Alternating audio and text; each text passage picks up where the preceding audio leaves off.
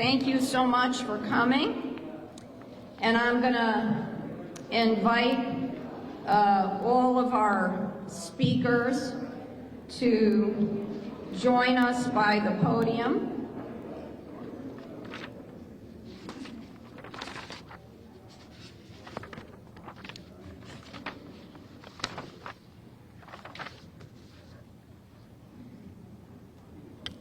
And Gov, you can just sit over there in that chair near the signing station.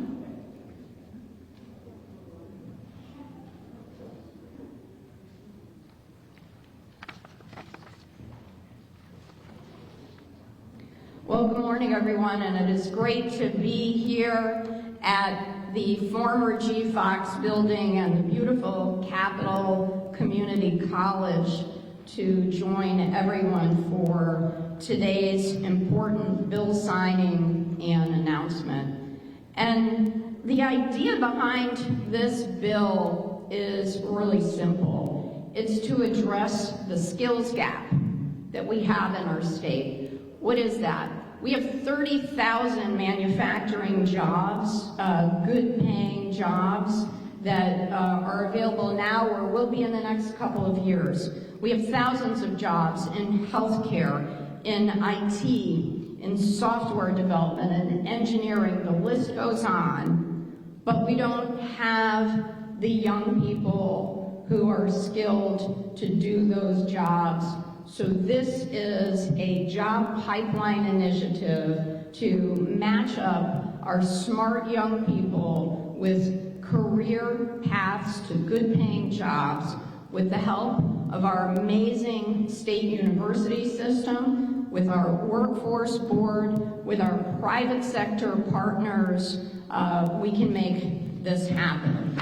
So we are going to be talking today about the policies contained in legislation that are going to be creating strategies for removing barriers and for simplifying access to high-quality post-secondary education and job training programs, including non-degree programs for our state residents. And I bring that up because equity is a really important focus of this bill, and you'll be hearing the equity focus from each of our speakers because we know that there are barriers and we wanted to take those away. Barriers that include filling out FAFSA forms, getting access to funding for college programs, and many other aspects.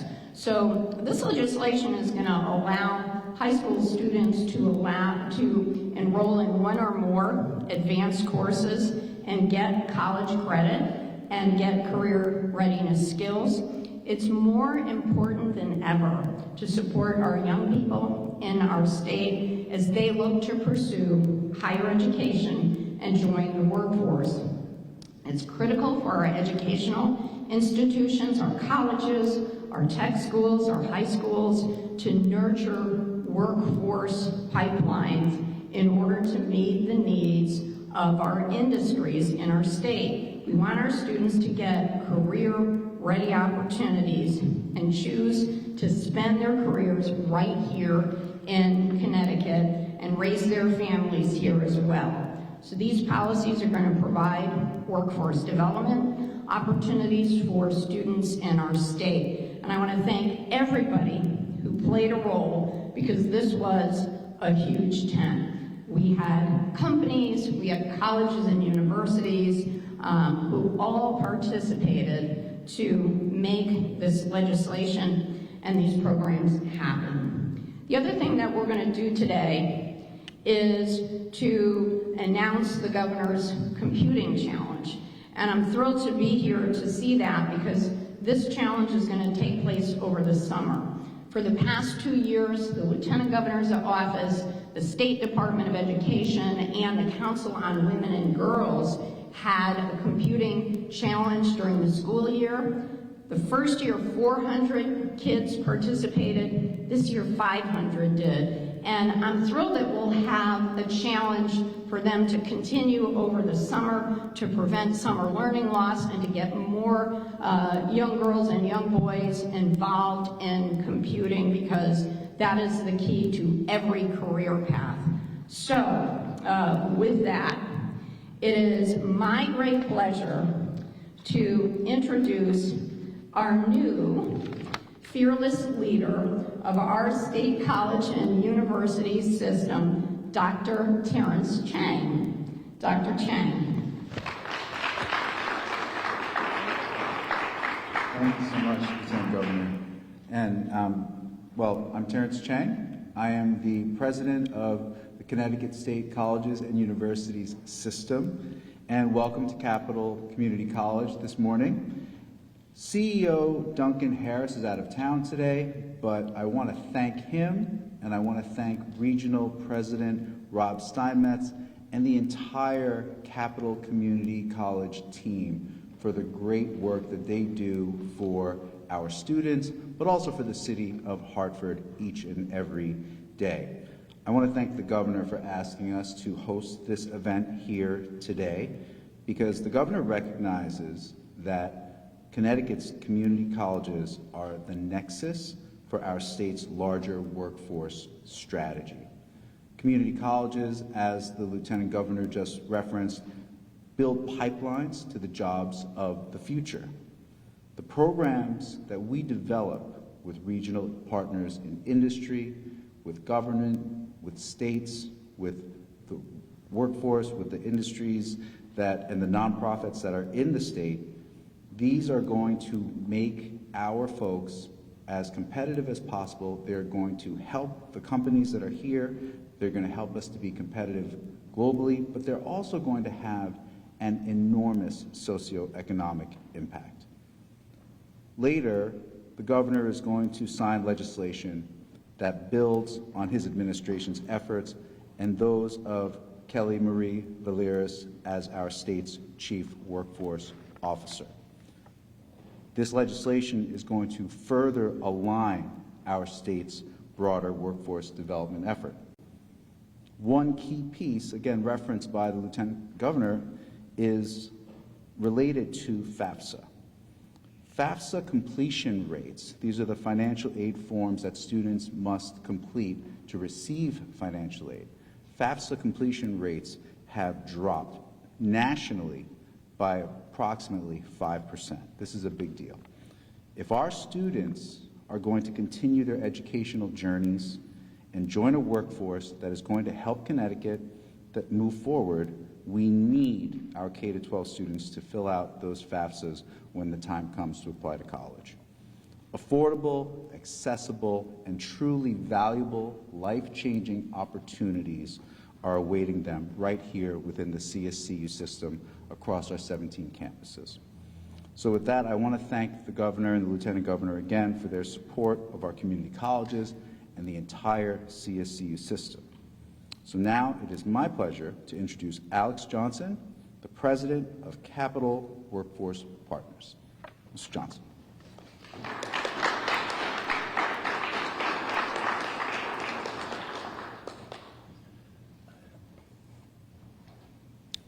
Good morning, everyone. Again, it is like to welcome our governor, our lieutenant governor, and welcome all of our dignitaries, partners, and supporters. It is my honor and privilege on behalf of Capital Workforce Partners, the Regional Workforce Development Board for the Greater Hartford area. It is my honor to welcome you to this event. You know, we're truly excited and honored to be part of this event, but more importantly, to recognize the work that we're doing. There's three components that we're celebrating this morning, and we want to really be clear to you in terms of how they are different, but also how they come together. As the Lieutenant Governor noted, we have our bill signing, which really is going to increase access to our K-12 system. We're also going to be announcing our STEMS Challenge, which is going to drive the opportunities for young people to get additional exposure to science, technology, engineering, and math. And thirdly, we also want to announce and uplift and celebrate the business-led, business-driven sector partnership in IT that we formed in this region to really organize and mobilize employers. These items are distinct, but they come together because they're all part of the governor's vision and the plan of the Governor's Workforce Council to really build, enhance, invigorate the workforce system, and more importantly, to engage employers in this work. So we're really excited at the opportunity to pull this all together and really uplift and highlight the work that's being done. And with that, I'll turn it over to Kelly Villeras of the Office of Workforce Strategies, who will speak to some of these items and initiatives. Thank you.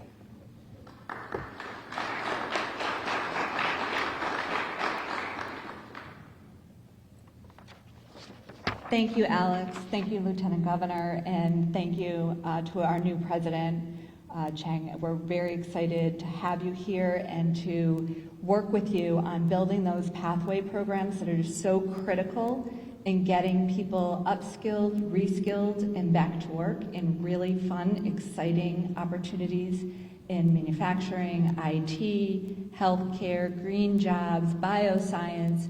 There's just so many things that we're building to ensure people have these great opportunities, and thank you for that. Also wanted to really announce our Governor's Summer STEAM Challenge. This is a really exciting opportunity that we're providing our young students, grades 3 through 12 across the state of Connecticut, to engage in really fun and exciting STEM activities over the course of the summer. And we're excited that this opportunity for students provides a continuation of the exciting the exciting coding challenge that the Lieutenant Governor runs over the school year. So we will be launching the website on the Connecticut portal this week, and students will have the opportunity to participate either individually or in teams and upload videos of the work that they've done and earn prizes. And we're very excited to have partnered with Yale University and their students who actually built these challenges and put the programming together. I want to thank a special shout out to Jen Widness, who helped pull the Yale program together, and the Department of Administrative Services in putting the website together. So all very exciting things. On top of that, we're also launching the Governor's Workforce Strategic Plan. We've been working on this for the past year, and what you're hearing today is really a culmination of a lot of that work that has come together over the last year, and building these strategic partnerships with our businesses, led by our businesses, but that have our educational partners and our workforce boards and other community organizations there to support the development of these training programs is really key. And I want to thank all the partners here today in doing so. And with that, I'd like to turn it over to Marty Guay from Stanley Black & Decker.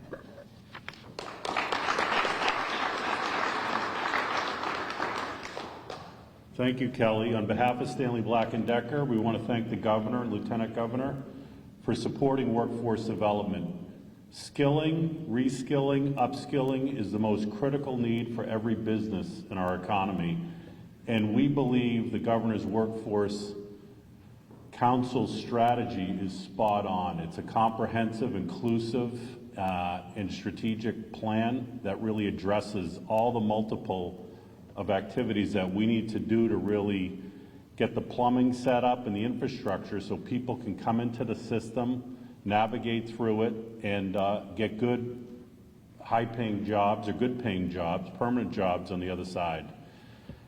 Business-led, some people say, why would that be important? Well, we actually know what the jobs are and what the jobs take. This economy, this world is accelerating in its pace of change. In real time, we can see that. So we're working with academia, civic, government, nonprofits. Everyone is working together in these regional sector partnerships to really make sure that we get this right and get it aligned. We also have a large talent pool in our urban centers that needs to be activated and needs to be supported with supports, and we're working hard on that. So at Stanley Black & Decker, we are big supporters of this. Our CEO, Jim Larice, sits on the Governor's Workforce Council, He also is on the board of Advanced CT, which workforce development is their #1 strategy to help get people into good paying jobs in Connecticut, but also attract people to come to Connecticut because we have an ecosystem that's powerful. One of our partners at Stanley Black & Decker in this is Infosys. Ravi Kumar, the president of Infosys, is just a brilliant leader and a great spokesman for the power of Connecticut and its potential. We are activating that potential with Infosys. Jeff Ocker runs the Hartford, I would say pod or hub, Jeff, but he runs Infosys in Connecticut. So I'm going to turn it over to Jeff to say a few words and thank him for his efforts, and really wanted to really give a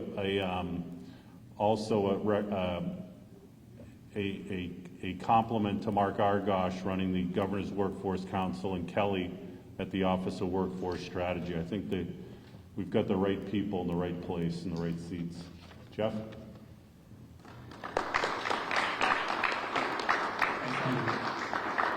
Again, thank you, Governor Lamont, Lieutenant Governor Bicewicz. For those that may not know about Infosys, we are one of the world's largest IT services providers and consultants. And our president, Ravi Kumar, through a lot of work with, I think you told me to call you Governor Ned last time we were together, brought a commitment of now well over 1,000 jobs to Connecticut in the IT sector. And what that brings to us is a commitment to build a pipeline, to build a workforce that hasn't been here before, to activate all the potential of the college graduates from the amazing schools that we have at every level, from the community college to the state colleges. It's actually kind of, if you look into it, a lot of the CIOs in the state came through our community and state colleges. So we need to work with that. So our foundation works with K through 12, all sorts of programs from professional development and computer science and STEM for teachers, training them through hackathons in the north end of Hartford, through Girls for Technology and other things there. So we know this is a long-term commitment. We're here, and we've been working with the Lieutenant Governor on her challenge. There we go.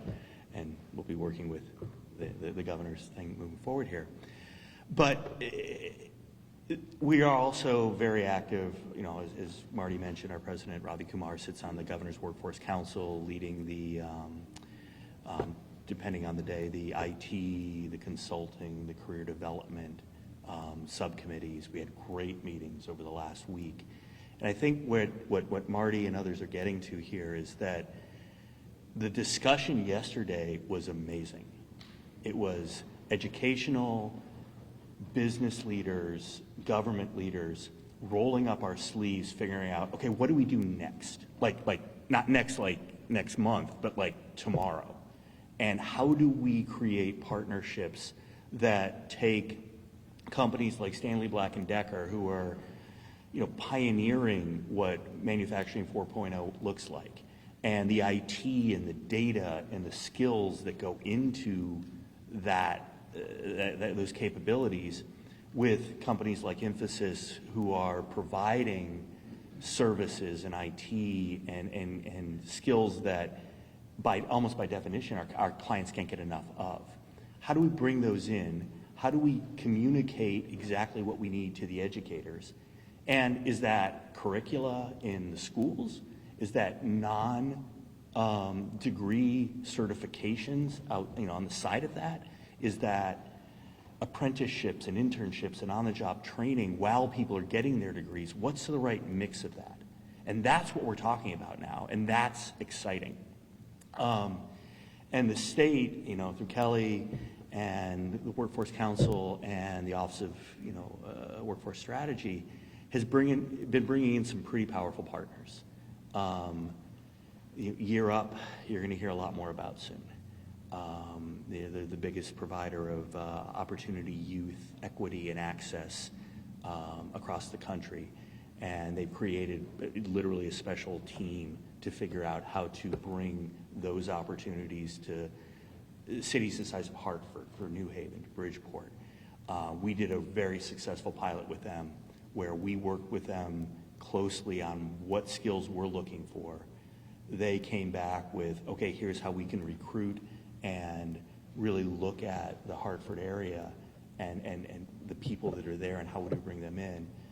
Colin over there, we brought him in. He'd been displaced by COVID, and he had a background in IT, and through the CARES Act, through the Capital Workforce Partners, who reached out to him, said, hey, here's some great opportunities for you, through the work that Alex and others are bringing in, through the funding that you all are securing both on the state and the federal level. Now Colin is he's upskilled on the some of the most leading edge digital skills and working for me downtown. So there's a lot going on here, and it's really exciting. And there's a momentum and a sense of engagement, I think, between education, government, and business that I don't think we've ever had before.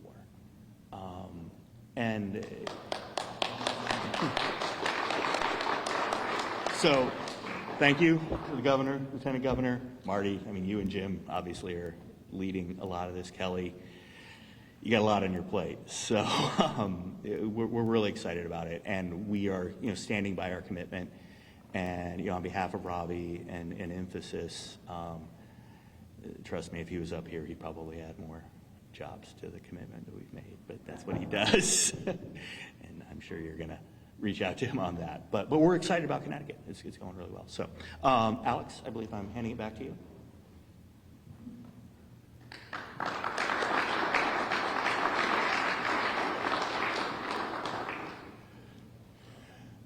Thank you, Jeff. And what you've heard from both Marty and Jeff are really the examples of the commitment, the engagement of our business leaders as we're forming this sector-based partnership. And I just want to kind of give you a little context around the sector-based partnerships. If you look at the data, over the last 90 days in the Hartford region, there were announcements for over 11,000 job opportunities, job openings in IT over the last 90 days in the capital area. For the state of Connecticut, it was over 21,000 job listings for IT professionals in the state of Connecticut in the last 90 days. What we're doing about it is what we're talking about here this morning. We're organizing employers, because one of the themes in the Governor's Workforce Council plan was to organize employers by sector, sectorial partnerships. And in the capital area, we have formed the Capital Area Tech Partnership, led by individuals such as Marty and Jeff. And it's a business-led organization, but it's also partnering with the public workforce system. In this area, we're pleased to note that Capital Workforce Partners is a co-convener with the Metro Hartford Alliance, and Jeff Griggs is here. I just want to acknowledge the commitment of our economic development entity. These two organizations have come together to support holistically the needs of employers. We've also been able to leverage and build on the other theme in the Governor's Workforce Council strategic plan, which is skills-based hiring. So working with these employers, we're also looking to see how can we get individuals employed prior to their acquisition of baccalaureate degrees. How are we giving them the skills to compete for these good jobs? And we're excited to also know that, as Jeff has mentioned, that we have some national partners in this space. We're partnering with some very credible, recognized national organizations. Europe is going to be working with our partnership to ensure that we're channeling the needs and wills and the needs of the employers. So they're going to be working very closely with that. We are also partnering with the Grads of Life, who is also a nationally recognized organization that is going to help us really figure out the skills-based hiring component so that we can actually begin to work with employers to change their hiring practices. And we're also working with Merit America, and they're bringing forth a platform to begin training in Google. So we're organizing ourselves to meet both the immediate and the long-term needs of our employer community. We're also working very closely with our community college partners and others to ensure that we're building this talent pipeline. So I did want to just kind of acknowledge and recognize that in response to the governor's vision and the council's plan for action, that we put some urgency to this issue, and we're going to be responding, but we're also going to be responding with a eye towards diversity, equity, and inclusion, because we also want to ensure that those individuals and populations who have been most affected by the pandemic also have access. Our goal is to ensure that all Connecticut residents have access to these opportunities. So I just wanted to kind of put that in a context, because this is a new way of doing business in Connecticut, where we have business organizations who are driving the work in partnership with the public workforce system, the education community, the university system, and all of us. So we're really seeing this as a significant opportunity to really show that we are responsive to the needs of our job seekers in the state, and at the same time, and more importantly, that we're building a climate for our IT sectors to grow and expand, and note that this is a employer-friendly community in Connecticut. So we're really excited at where we are in this space. And I just want to close with two other announcements. Also wanted to acknowledge that, we're fortunate to have received a grant from the Department of Economic and Community Development. It's a tech talent grant to help support this work. So we're fortunate to be able to have that support. And at the same time, we're also beginning to recruit individuals for these training opportunities. So as of now, want the word to be out that if you're looking for training to get to these good jobs, there's opportunities to receive this training now and in the future. So just wanted to kind of highlight those two items as we're moving this effort forward. And with that, I'll turn it back over to Kelly, who is going to segue into the next portion of our program. Thank you.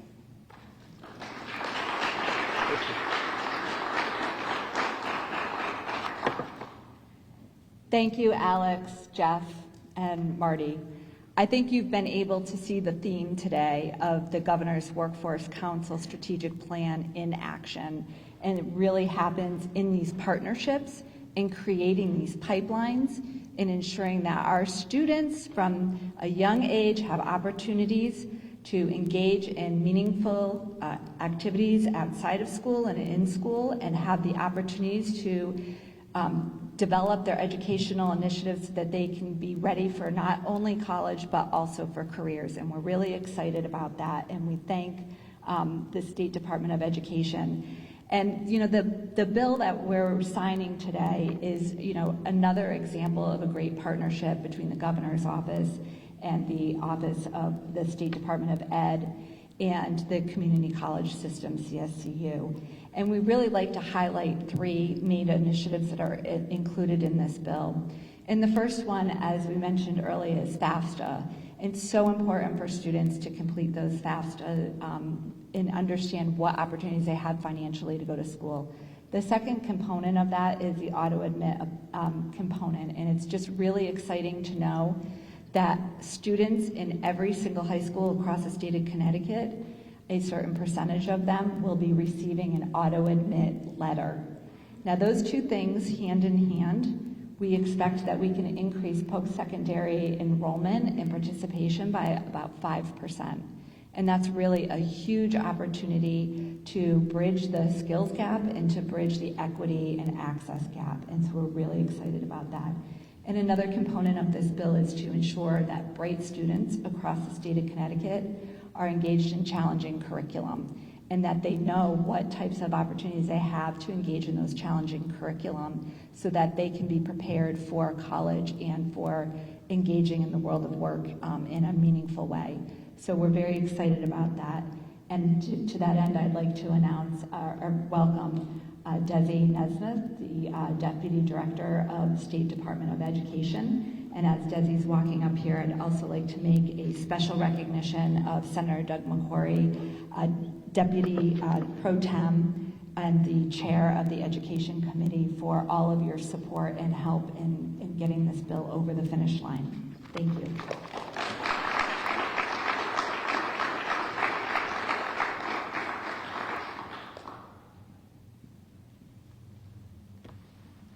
Good morning. Thank you, Kelly, and thank you, Governor, for the opportunity to be here with you all this morning. I'm Desi Nesmith. I'm the Deputy Commissioner at the Connecticut State Department of Education. You know, one of the things that we know is that a strong pre-K-12 system is a key economic driver. And Senate Bill 1032 strengthens the efforts that we're making around things like the FAFSA completion that Dr. Chang mentioned earlier.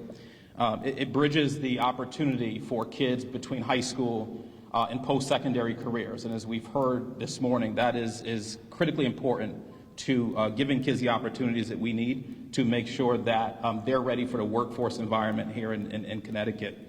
We also know, the data shows us that the students who complete FAFSA in 12th grade, 90% of those students go to high school directly out of college. So it speaks to the importance of the point that you made earlier, Dr. Chang, around FAFSA completion.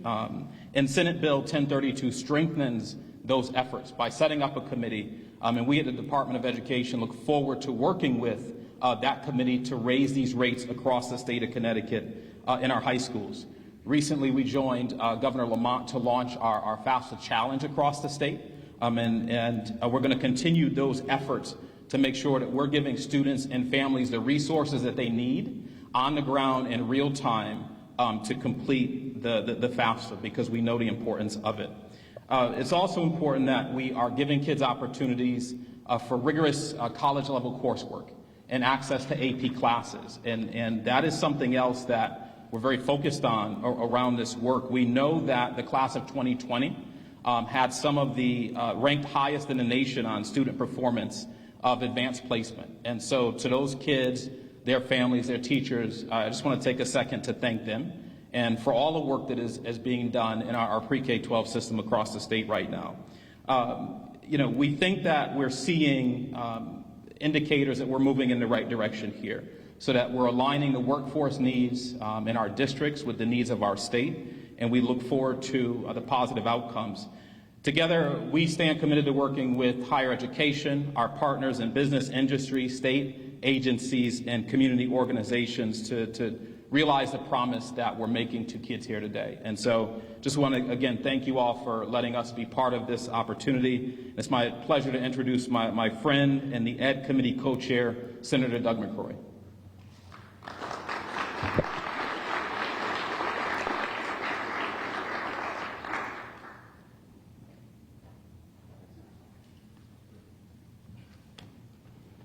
Good morning. Thank you.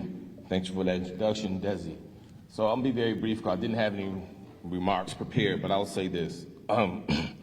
First, I want to thank the governor for having the vision to do something different in the state of Connecticut when it comes to education and employment. Thank you for that vision. But also I want to thank the person who actually did this groundwork, who helped work this bill, where there have been systems in place in K-12 and even higher education that prevent opportunities for a lot of people. There have always been systems in place that always block, because we always try to do the same thing over and over again. But Moet, from the governor's office, I want to thank you, brother, for not stopping. When we tried to put this bill together, there was so many times people want to stop, put a bridge and say, we can't do it. See, but guys, we have to start doing things a little different. That's what we said, right? We can't go back to normal. To go back to normal, we're far further behind the 8 ball. So, Moet, thank you for working with us to get this piece of legislation. I am humbled to hear that we have new systems in place, when we have industry working with higher ed and K-12. That's great. I love that. But we have to be mindful of who we're trying to serve when we're doing these things. And we have to hold ourselves accountable. Our school systems are almost 50% of black and brown children.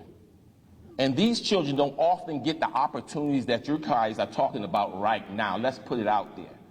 And it's very important to hold leaders accountable. So if we're going to move this state forward, we're going to have to move it from the bottom up. So I hope we have a bottom-up approach where people are engaged, people who normally don't get an opportunity to sit at tables and make decisions of how we're going to move forward as a state. And I'm making a commitment to be at that table, to make sure when Stanley Black & Decker and InfoSystems and whoever needs quality, qualified individuals who have the skill sets to do the work, they come from all communities from the state of Connecticut. That's how we got to work forward. So again, thank you for allowing me to say a couple words. I hope I didn't upset anyone, but the reality is we got to change the way we doing business. If we don't, we'll be right back where we are 2 years from now saying the same thing over again. But I understand the commitment from industry. I know what you guys want. We know what we want as a state, and we're going to make it work. Thank you.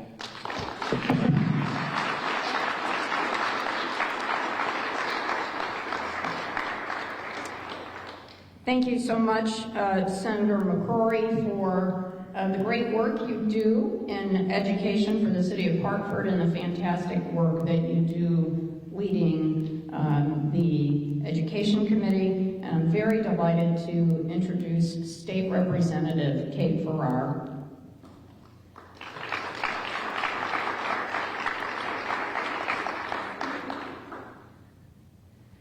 Good morning, everyone. It's wonderful to see faces, right? There's a certain energy that comes with that in these days that we have together. And I know this building would have even more energy given that it was filled with the students that we were just speaking of the students that are a part of today's and tomorrow's workforce. I am State Representative Kate Farrar. I'm thrilled to represent the 20th District, which is Southern West Hartford. And to me, today's gathering and today's signing is about our connections and is about our collaboration moving forward. As someone who represents Southern West Hartford, just 10 minutes from here, there is incredible opportunity in our regional collaboration for our workforce of the future.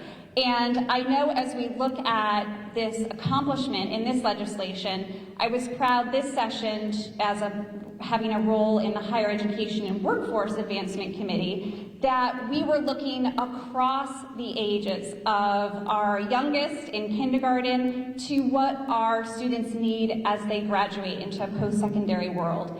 And to me, what is most important is really the strategy that we've seen, that in Connecticut, we know that by 2025, we need 70% of our workforce to have a post-secondary credential.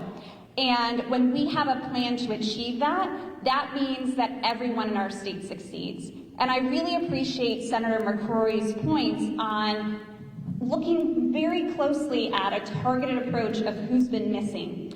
To me, what's been most important is how are we focused on out of this crisis, where some of the hardest hit were our women, our people of color in this crisis. How are we getting them to these post-secondary credentials that are a pathway to high-wage, high-growth jobs?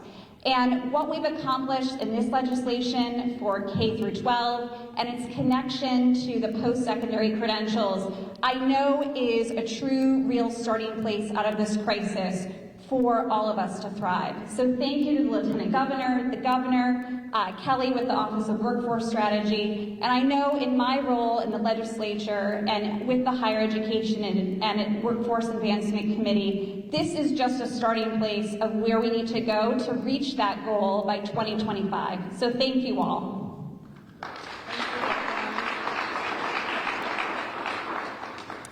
Thank you so much, Representative Farrar. So our state has been incredibly successful in fighting the pandemic because of our governor's vision and leadership style of collaboration with all the appropriate partners. And I know when we began our transition, planning for what was going to be the major focus of our administration, the governor-elect was just so very clear that our biggest area of focus has to be on making sure that we have pipelines ready for our young people, and we would achieve that by bringing together our educators and our business community. It is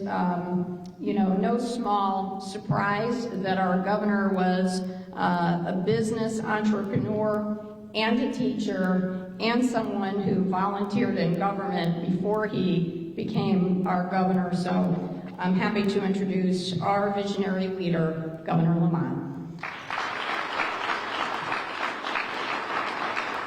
No, you're right, Susan. I think we're going to look back in hindsight, and this is the most important initiative we'll have to talk about. And Doug McCrory, we're not going to look back in 3 years and say what we got wrong. We're going to say we took this opportunity, we seized it, and we made a difference.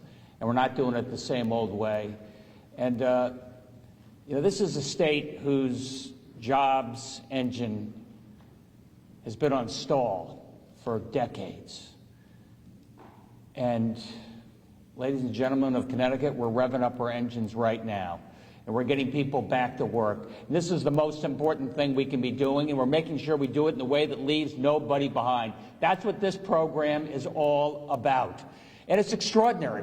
We know we have a lot of people looking for work, and you also heard that we have tens of thousands of jobs out there that we just aren't preparing people for. Shame on us. We're going to make sure that none of those jobs go to waste. Every young person gets that opportunity, and these are good-paying Connecticut jobs for good-paying Connecticut people, well-paid Connecticut people.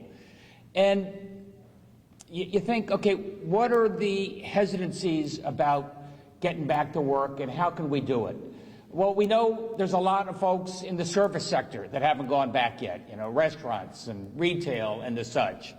And there's some reasons for that. You know, one, there's COVID-related hesitancy. Well, wait no longer. Get your vaccine, no questions asked. It's safe, it's efficient, it works. We're the most vaccinated state in the country, and take advantage of that opportunity. We know there's some folks that said, well, I'm not sure about the pay, and maybe I can wait a little longer and something better may come along. Well, don't wait any longer. I mean, the big unemployment federal excess is going away in about 6 weeks. Our minimum wage is going up again, another $1, starting in about 10 days. We still have a $1,000 sign-up bonus for anybody who's been on unemployment and wants to take that job. Here's your opportunity to take that job. We won't have this sign-up bonus forever. And more importantly, or just as importantly, we're making it easier for you to get to work. We have a paid family and medical leave. What that means makes it easier for you. If you're thinking about starting a family, don't let work be discouraged. You can do both, and we're making that easy in Connecticut. We have high unemployment. We also have one of the greatest workforce participation rates in the country. And you know what that means? That means more people know, a more diverse group of people. Women know that you can work here in Connecticut and still have a family and still do the rest of your life. And I'm really proud of that fact. We have another problem, and that's you know, training people for the jobs that are out there. And that's what Kelly and Mark and Terrence are doing. Terrence, it didn't take you long. You've been doing this job for what? 2 weeks. You've already forgiven student loans in the community colleges, and ramping up right now, making it easier for young people to go to community college, making sure that you know that there's a debt-free community college going forward. You know, Kelly and Mark are setting up the programs, working in close association with business leaders. No questions asked. 10 weeks, 12-week, 18-week certificate programs if you don't want to go for the full throttle. And these are all programs created by our business leaders in places we need help. You know, we need help in nursing and healthcare. We all know about advanced manufacturing and our job with the Workforce Pipeline and the Workforce Partnership Boards and what we're able to do there. We're hiring thousands of people a year in advanced manufacturing right now, and those are going to be Connecticut jobs for Connecticut people. And finally, IT. You know, you're right. When I was looking into this a few years ago and I got an introduction to Ravi, I jumped on that over at Infosys. And we're so proud the day that Infosys said they're going to start up right here in Connecticut. And they are hiring. They're hiring people in IT right now. You go through one of these programs, you've got a job. You've got a job where we need you. And I want to tell you, I know IT is what our focus here is today, and that's a big piece of what we got to do.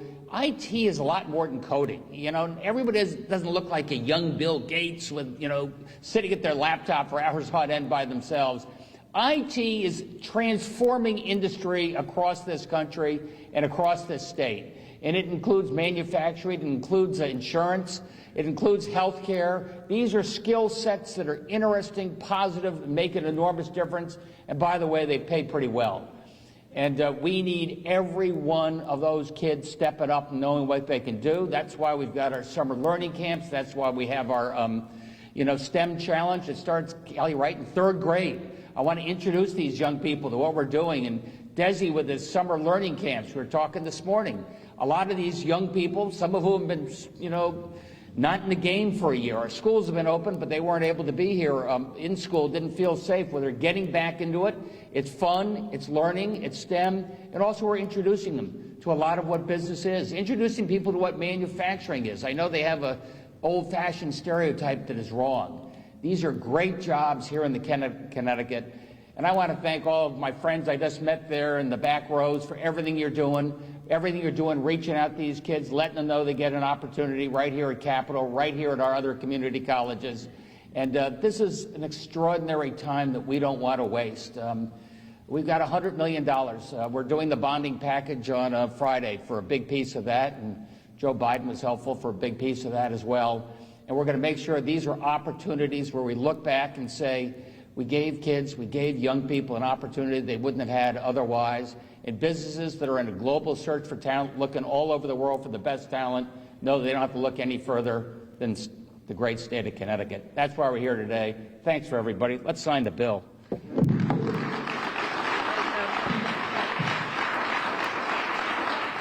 And I'd just like to invite all of our speakers to please gather around while the governor signs the bill.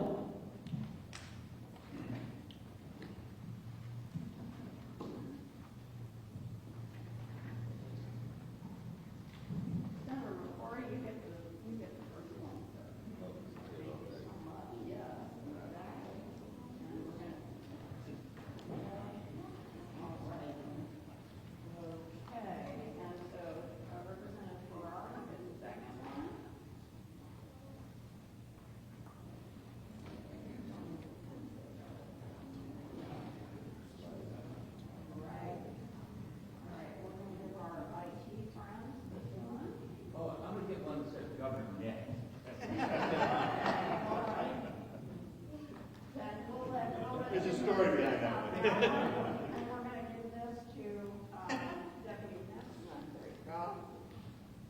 All right. All right, here's the team that made it happen. Thank you, guys. So much.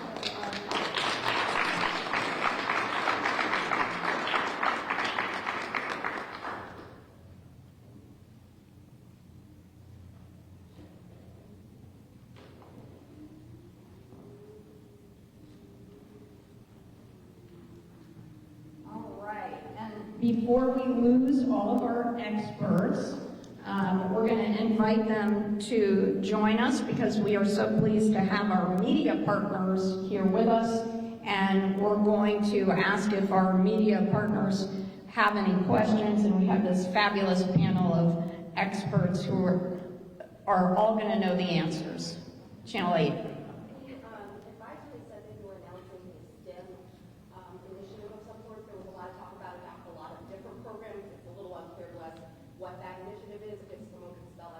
Yeah, so that is, and I'm going to bring up, who? Okay, Kelly Valeries is going to come right up here because this is the governor's STEAM Computing Challenge for kids. And Kelly, you said it's 3rd to 12th grade.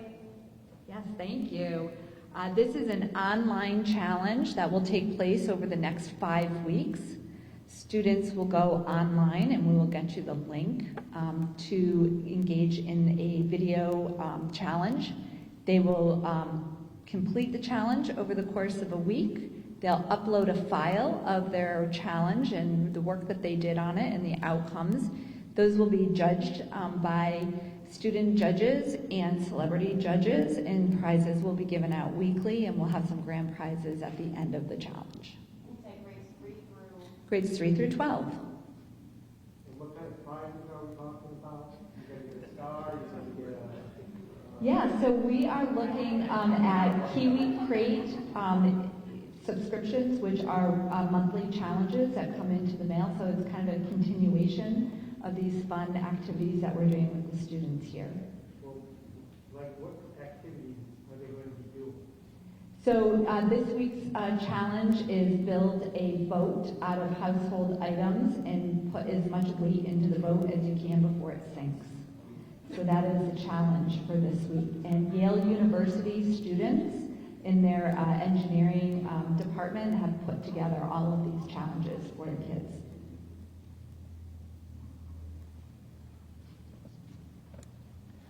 Thank you. Thanks, Kelly. Any other questions from our media partners? Going once, going twice. Thank you. Appreciate everybody coming.